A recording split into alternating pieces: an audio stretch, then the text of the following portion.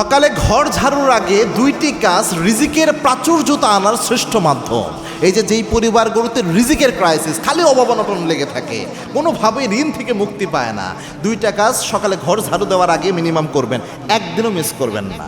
এটা চমৎকার একটি ফজিলতপূর্ণ বিষয়। ঘর ঝাড়ু আমরা কখন দিই? সচরাচর ফজরের নামাজ পড়ে, এরপর অনেক দূর যাওয়ার পরে ঘুম থেকে উঠে আমরা ঘর ঝাড়ু দিয়ে ঘরটা ক্লিন করি। তো ঘর ঝাড়ুর আগে যে ফজরের সময়টা রয়েছে, এই সময়টা কিন্তু বরকতময় একটা সময়। এবং কি আল্লাহর হাবিব সাল্লাল্লাহু আলাইহি ওয়াসাল্লাম বলেছেন, আল্লাহুম্মা বারিক লি উম্মতি ফি বুকুরিহা।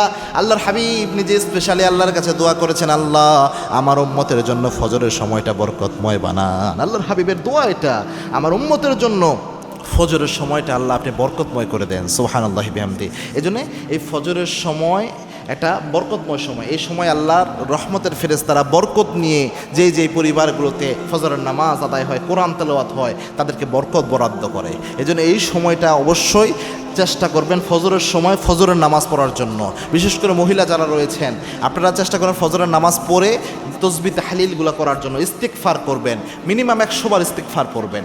ইস্তিগফার পড়লে যেটা হয়, আল্লাহর হাবিব বলেছেন, মান লাজিম আল ইস্তিগফার, ইস্তিগফারের সাথে যে ব্যক্তি লেগে থাকে তার মধ্যে তিনটা পুরস্কার আল্লাহ দেয়। তার মধ্যে একটা হচ্ছে ওয়ারযুকু হাইসু লা ইয়াহতাসিব, এমন জায়গা থেকে তাদেরকে আল্লাহ রিজিকের ব্যবস্থা করে দেয় যা সে কল্পনাও করে নাই। অর্থাৎ যেই ঘরের মধ্যে এটা হয়, ওই ঘরের রিজিকের প্রাচুর্যতা থাকে, যেই ঘরের মধ্যে ইস্তিগফারের আমল বেশি।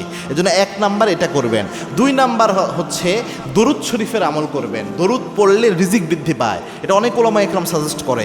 এজন্য চেষ্টা করবেন ফজরের নামাজের পরে, এই সময় যেহেতু একটু অবসর থাকে, রান্না বান্না করতে একটু সময় লাগে, সেই জন্যে চেষ্টা করবেন ফ্রি ওই সময়টা ফজরের নামাজ পড়েই এই ঘর ঝাড়ু দেওয়ার আগে আপনি দরুদ শরীফের আমল করবেন। এটা অল্প পরিমাণ হোক, কিন্তু নিয়মিত করবেন। আপনি চিন্তা করলেন ফজরের পর একটা সময় আছে, 100 বার ইস্তেগফার বা 50 বার ইস্তেগফার, এটা নির্দিষ্ট করে নিলেন।